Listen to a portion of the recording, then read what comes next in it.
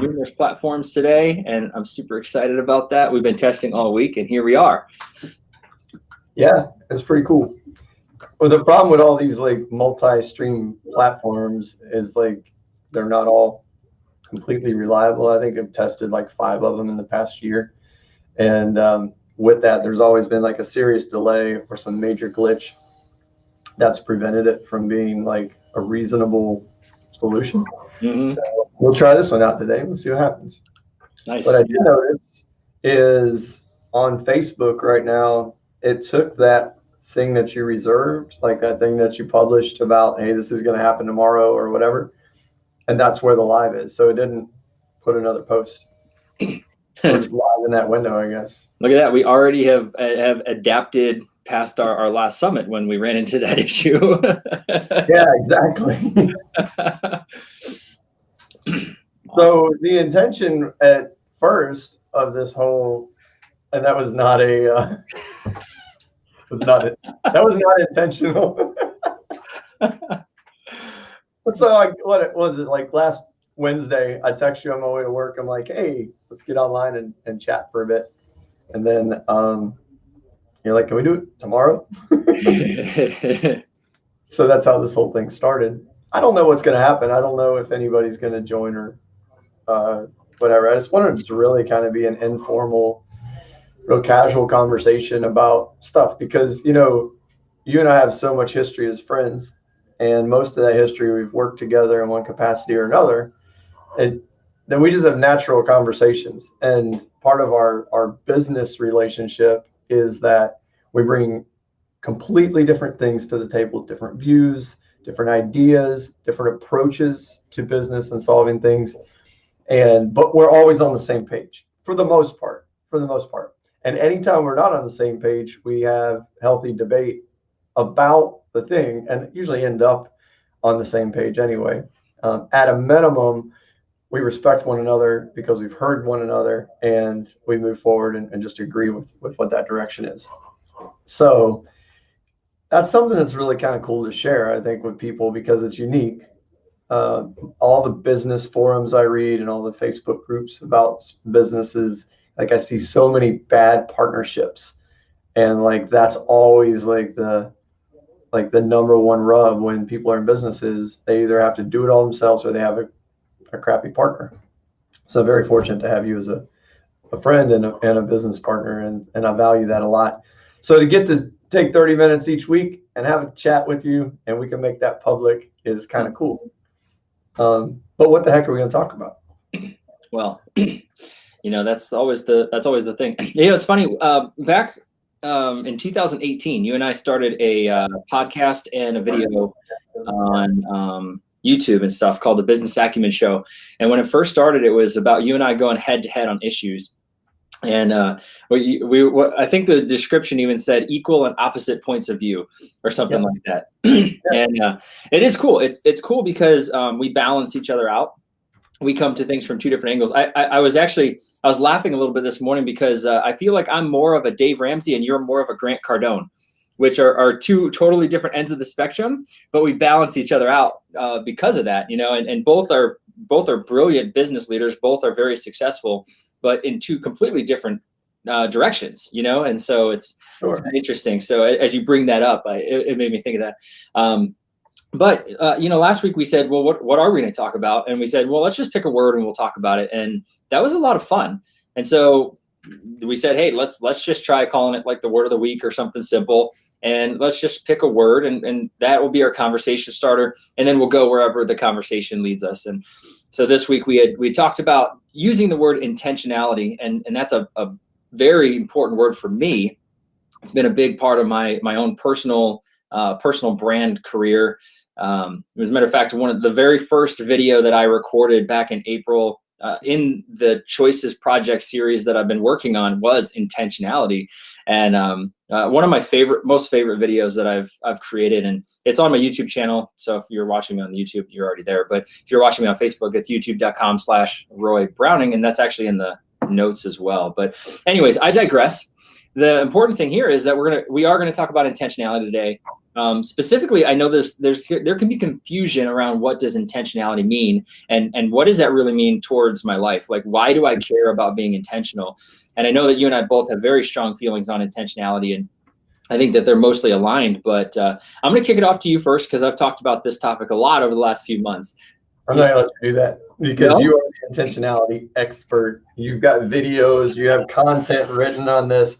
I actually, this morning, it was funny. I was like, what the heck am I going to talk about intentionality? And then you sent me a video. You're like, watch this before we go live. And I'm glad I did, because that was not at all what I was thinking for intentionality. I thought it's kind of an interesting thing. I had my own ideas. I mean, I was awake at like 3:30 this morning and kind of just looking up and reading on intentionality. But I decided at 3:30 this morning, I'm like, I'm gonna say, Roy, what does intentionality mean to you? Enlighten the world, please. Oh, nice. Well, intentionality to me is all about picking a goal and being laser focused on it. And one of the things, like, I actually use the word intentionality on a daily basis, and it always precedes an action word. I'm going to intentionally blank. That's like my own personal way of making sure that I'm staying intentional. So, for example, in one of my videos, I talked about telling my wife to go somewhere, and I specifically didn't tell her where to go. I just said intentionally leave, and she's like, "Well, that doesn't help. Where am I going?" Right?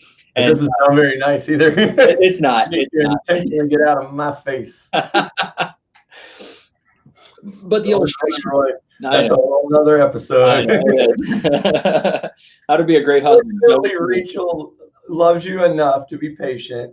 Yeah. And understood what you meant when you said it. Watch the whole video, you'll get the whole backstory. But but anyways, it's about intentionally focusing on something. It's about intentionally going somewhere. The reason that I have it preceding a verb is because that if you don't do anything, you've heard that old saying, ready, aim, aim, aim, aim, aim. Yeah. You can be intentional about pointing in the right direction, but you have to go. And so it's really, I think about books like Think and Grow Rich, or the quotes like, you are the sum of the 5 people that you hang out with, or you become what you think. All of these quotes they all kind of manifest in me in a way that says, if I'm not intentional with what I'm doing, I'm going to get to the end of the day and I'm going to look back and say what happened, as compared to starting at the beginning of the day and saying, this is what I want this day to do for me. Right. We all have the same 24 hours. If I'm intentional with my time, meaning that I tell my day what I want it to do, then I'm much more satisfied at the end of the day. And more importantly, I'm closer to every single goal that I'm set because I was intentional about it. We talk about discipline too, and it's the short-term discomforts for the long-term goal of what you really, really want. Don't give up what you really want for, what you want right now, right? That kind of thing. And to me, that's what intentionality is all about. It is about being laser focused on the thing that you want most, and then taking action on what those things are in order to get you to your goal. So Joe, what does intentionality mean to you? Yeah, so for me, it's that. I mean, I think it's probably a broad enough. That's ironic a little bit that it's focused, but it's broad. Like the definition. So like these guys outside my window right now are intentional about trimming bushes and weed eating and blowing leaves around. It is very loud. But they set out with the problem with all these like multi-focus here, No, I mean, I think for me, intentionality is just like, wherever you are, be there, right? That's a saying, a Zig Ziglar quote from I heard long time ago, and I think that we say, yeah, I'm going to go to work, and then you go to work, and they're like, hey, it's time to go home, and we just kind of go through the motions of doing things. Where Zig's quote of wherever you are, be there suggests that no, it just factually states that if you're at work, be at work. Tell your loved ones, your friends and family that, hey, I'm going to be at work and I'll check in with you at lunch and see how the day is going. And unless it's emergency, let me be at work. That way I can be there. Because what happens is we get to work and we get a text message or we get a phone call or we get distracted by a matter that's taking place at home. And before we know it, we've wasted an hour. I hate to use the term wasted, but we've used an hour of work time towards other things. We click on a link, we watch a YouTube video, we get down that rabbit hole. And, at the end of the day, we don't feel fulfilled. We don't feel complete or that we've done a good job. We leave work having felt like, man, there were so many things at work I should have been doing or could have got done. And then we get home with that baggage with us. And then we're sitting at home saying, should have done more at work. And then we're at work saying, man, I really need to give my family more attention and do more things at home. So we're never really anywhere completely. And so intentionality for me would be at work when you're at work. If it's a home issue and, and I work with my wife and my kids are in the office sometimes and my son works here. So, that makes it very easy to kind of, especially with a lot of people working from home right now, where where is that boundary between work and home? It's great that you can be present with your family, but you're not really present. Where does your work day end and your home day begin? And drawing that line and being intentional about focused on work, and then drawing that line and putting the laptop away, putting the phone away, doing the things to be with your family. And so for me, it's being intentionally focused on being where you are so that you can be completely there and give your work your most attention and your home your most attention. And for kids who are at school, don't play video games during the day when you're homeschooling. And because then, you've got this homework to do at the end of the day. And it's like 7 or 8 o'clock and you're doing this thing you should have been doing at 10 a.m. And it's like, oh man, I'm always doing homework. Yeah, because it's kind of sprinkled out throughout a full day instead of being living in its intended moment so that you can have recreation in its intended moment. So that's intentionality for me. Kind of the same, you focus, but being very intentional. Like if I'm going to be here, I'm going to be here, and being present in those places and moments. Yeah, that's actually it's ironic that's what you talked about today, because literally on this Monday, my wife and I had a conversation about intentionally saving some of myself for when I get home. Now, granted, I'm in my basement, so I am home, but I'm downstairs. I'm at work. I'm intentionally focused on work, and my list is getting longer and longer and longer every day, and getting everything done is getting harder and harder and harder.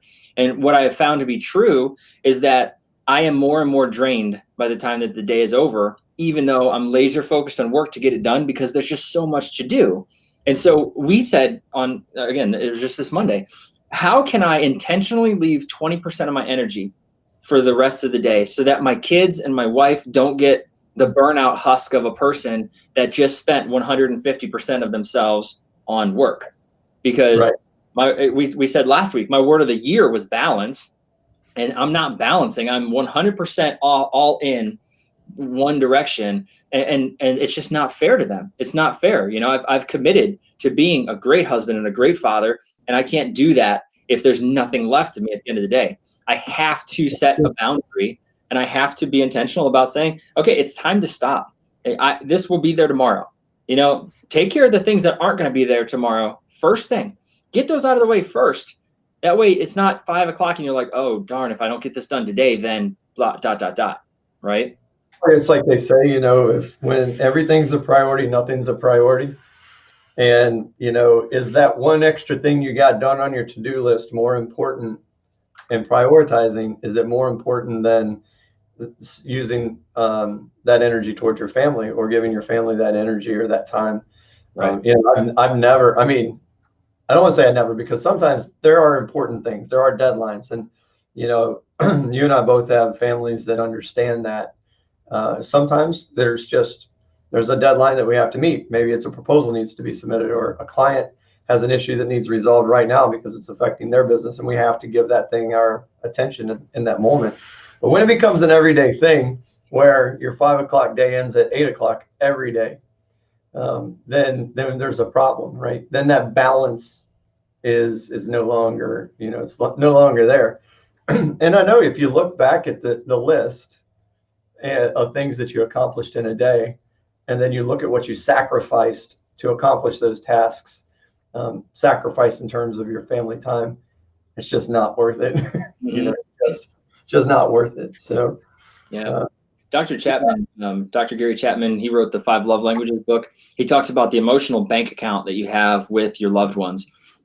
And, you know, if you're constantly withdrawing, when you overdraw that account, it hurts. You know, it hurts because the reactions that you get from your family or the attitude that you get from your family is showing that their bank account is not only depleted, but it's overdrawn. And I think that keeping a constant gauge on that is really important. And if, like you said, if every single day is a long day, every single day is I'm a husk when I come home, every single day is I'm withdrawing from them and I'm relying on them to do everything, then it's very unbalanced at home. And what is work giving me that you know, I can't give what work is giving me back to them to add it back to the bank account. Quality time does not happen in 10 seconds.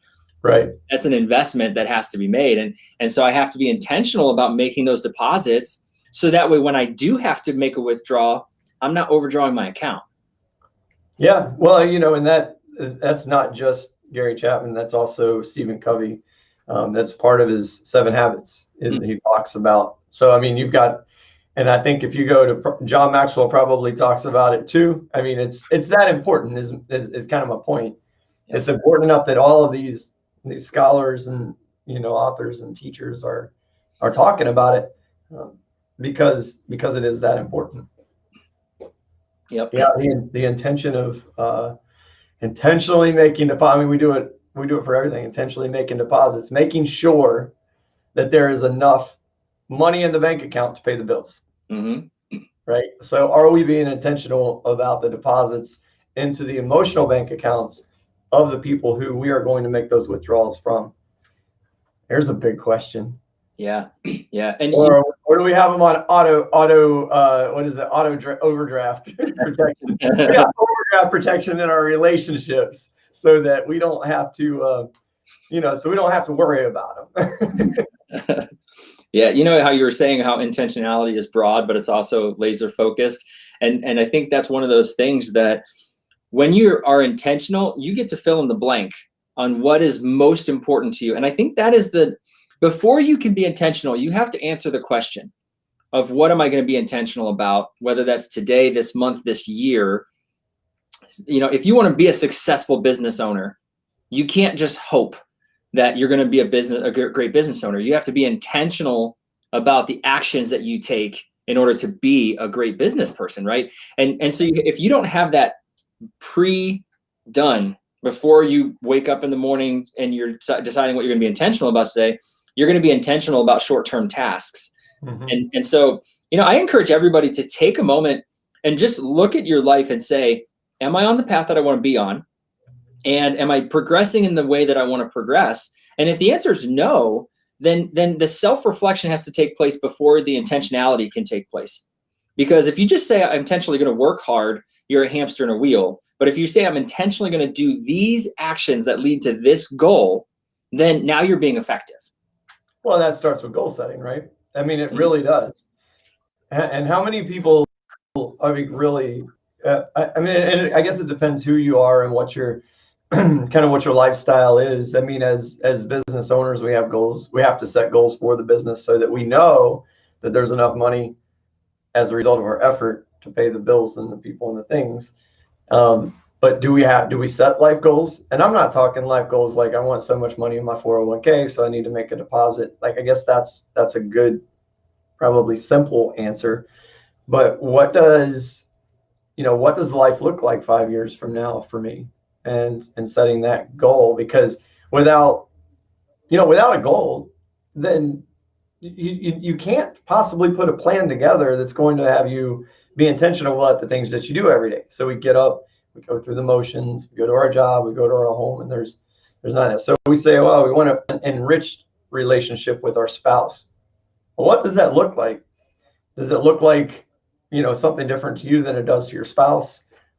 Jessica and I we have talked about this, and saying, hey, what does life without, with the kids gone look like for us? And I think, one thing that we learned through that exploration was um, that just talking about the future of our relationship was reassuring to us that that person will be there for us later. You know what I mean? And Yeah. that sounds kind of silly maybe, but you just kind of assume, well, we're married, we're stuck. we're in this thing for the long haul, right?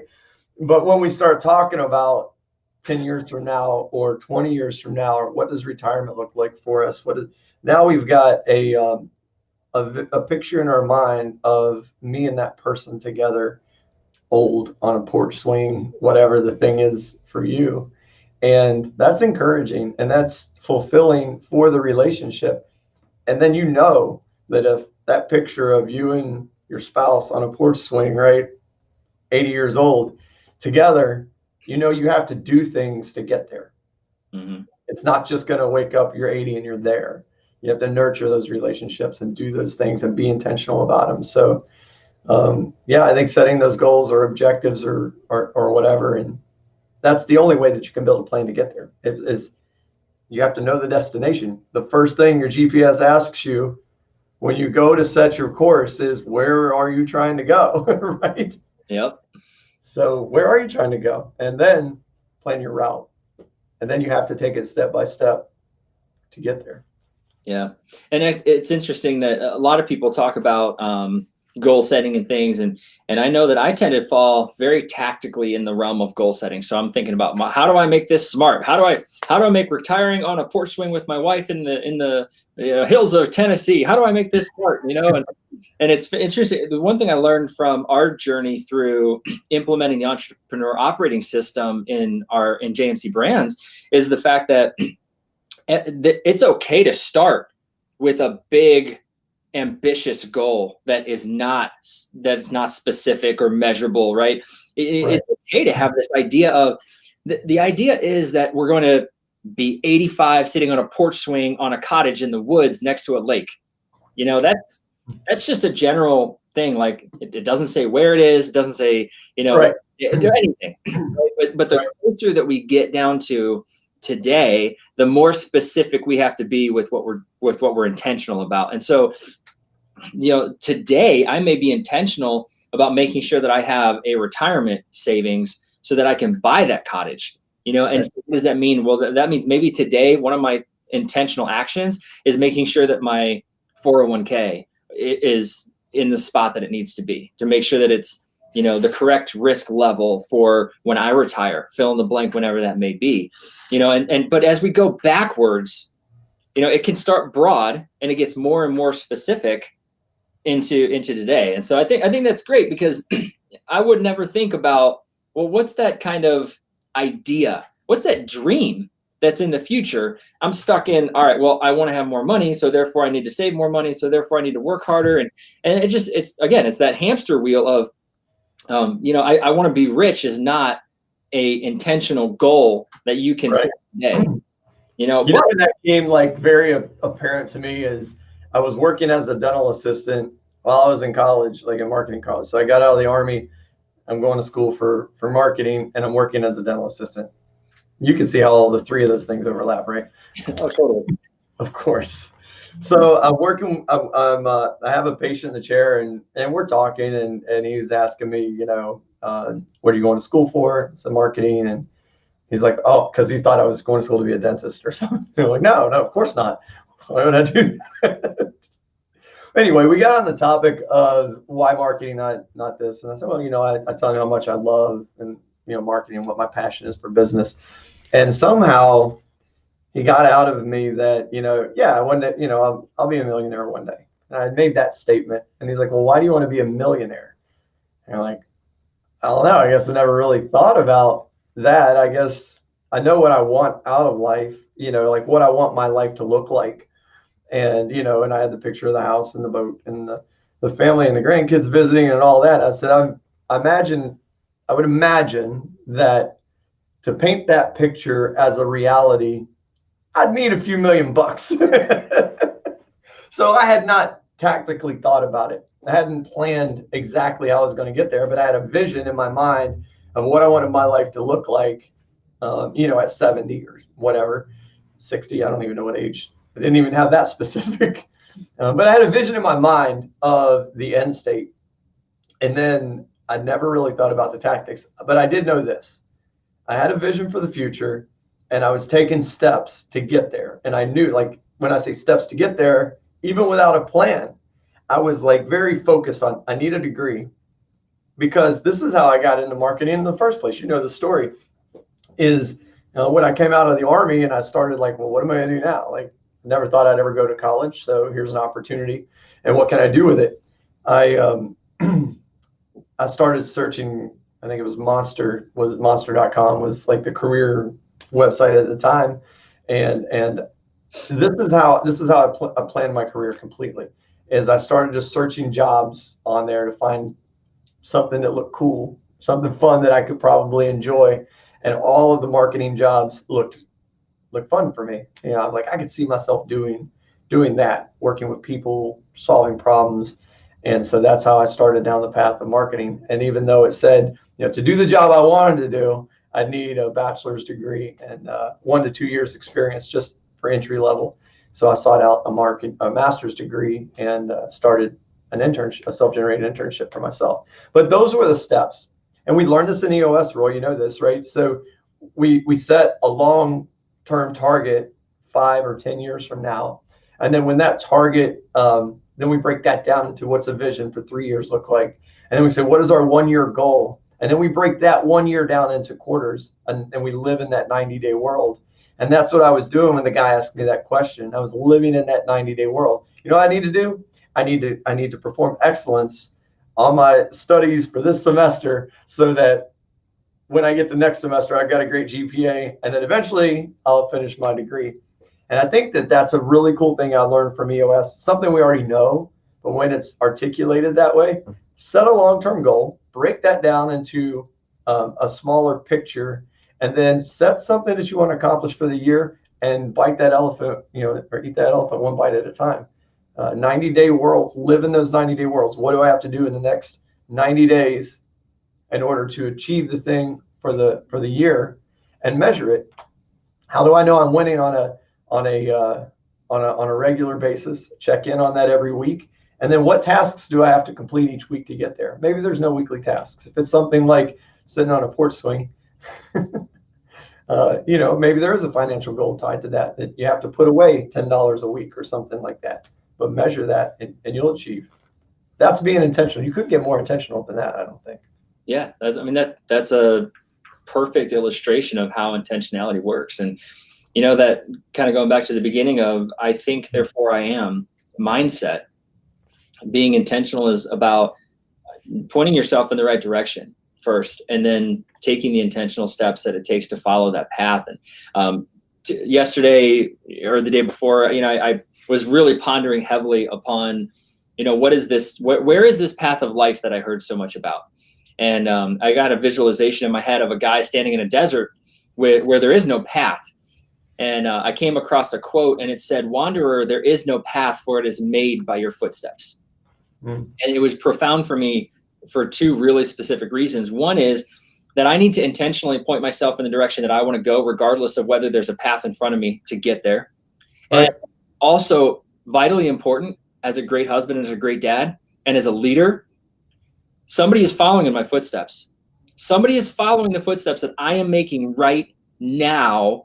And if I'm not careful, I could lead somebody a little bit closer to the edge of a cliff than they are able to withstand. Right. You know what I mean? There are long-term ramifications for the steps that we take. And not to say that we need to scare anybody into that or anything. That is what a leader is leading the way. But it's also about, if we're laser focused on our intentionality, we're laser focused on getting where we need to go, then we're not going to get the S-shaped pattern. One quick story. A dad was standing at the end of a long field covered in snow, and his 2 boys were on the other side, and he said, "Boys, run to me." And one boy locked eyes with his dad, and he ran straight to him. And the other boy was looking at the snow and the ground. And when you look back at the path in the snow, the son who locked his eyes on his father had a straight line to his dad, and the other son was squiggly, all the way, because every time that he was looking at his feet, he had to look up to see where he was at. And I think that is the visualization of intentionality that I think of every day, is laser focused on where I'm trying to go and go straight there. Yeah. Hey, well, Todd Fitzwater chimed in. He said 90-day window, great way to set goals, especially as a new employee, where the first 90 days is key.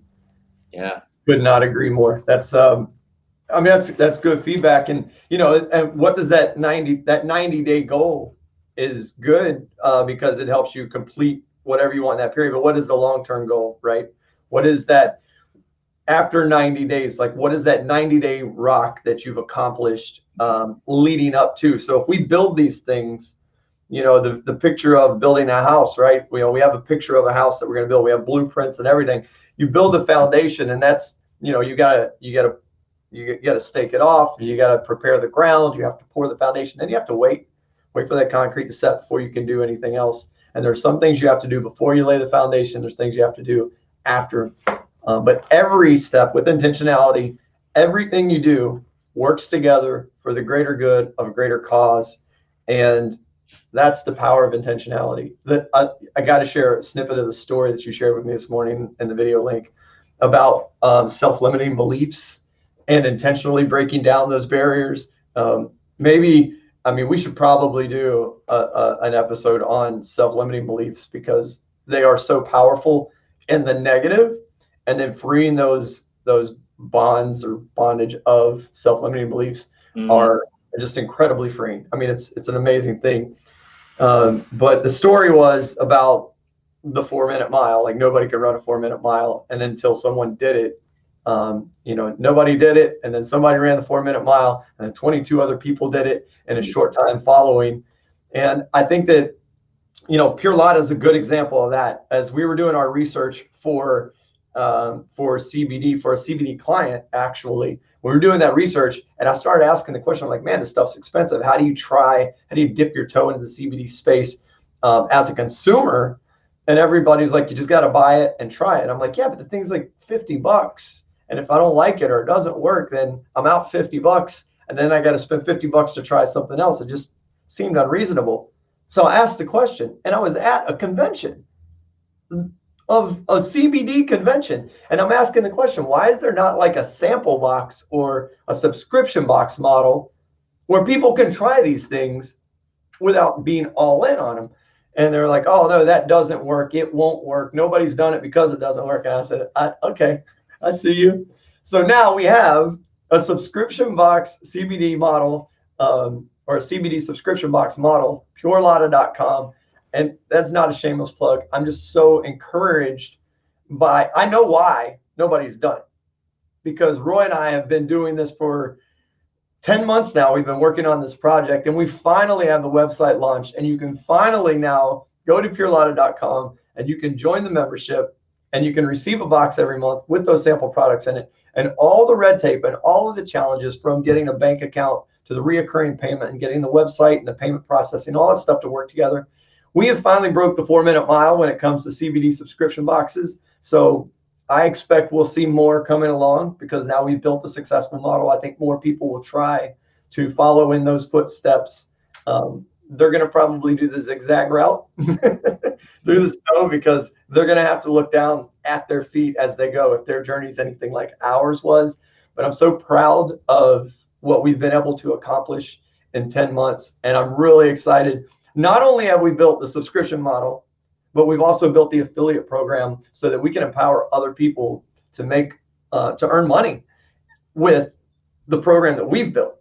So, you can sign up as an affiliate, and then you can sign affiliates up under you. You get paid for everything that you sell.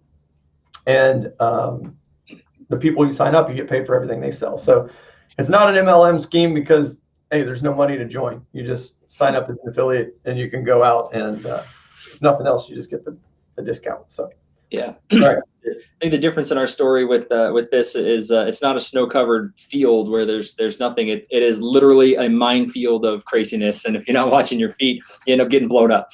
That is a fact, man. That is a fact. The thing that, what was interesting about this journey is that there are so many When you talk about minefields, there are so many, like there's so many resources available.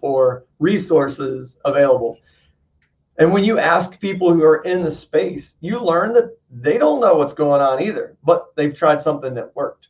Mm-hmm. Right? And it worked maybe short-lived, but so you can't go down that path because someone else did. Just we wanted everything to be completely on the up and up. People are opening bank accounts with banks who are not CBD banks, are not authorized to have CBD accounts, which is a real thing, by the way. And so as soon as the bank, they might be a year old, the account might be a year old, the business might be a year old. One day they wake up, their account is gone. They get a check in the mail refunding all their money, and their business is shut down overnight because they didn't do it. Department of Agriculture doesn't certify your space and license you to store products. Guess what? They can shut you down. We don't want to fall into one of those minefields. So we had to do diligence on our end, is partially why it took so long, that nobody can come in and shut us down, because we did our diligence to be above reproach in every aspect of the business. And so we can operate with confidence. We can sleep well at night. We can spend time with our families and be intentional in that space, knowing that we built a good business with a good model that is completely 100% legitimate. And it's going to be fun. Yeah, for sure. Well, Joe, I really enjoyed our conversation today about intentionality. And, for anybody that's watching or anybody that watches the video later, comment in the video. Joe and I will get it. We definitely want to talk with the people who are watching, the people who have questions. If you have questions about intentionality, all of Joe's and my contact information is in the description there. So feel free and comment, reach out to us. Let us know your thoughts on intentionality. Let us know if there's a word of the week that you want us to talk about, and be more than happy to pick up that word. That's a good point. So just so you know, we're on Facebook, mine and Roy's personal profiles. We're on Twitch, JMC Brands. So it's twitch.tv/JMC Brands. We're on my YouTube. So youtube.com/Joe Mans, youtube.com/Roy Browning. I think that's everywhere right now. We're going to get on LinkedIn, working with them to get our LinkedIn Live certificate. So check us out wherever you want to. Yep. And all right, Roy, thanks, man. It was fun. We'll do this again next Thursday. How about that? Hey, that sounds like a great idea. All right. Thanks, Joe.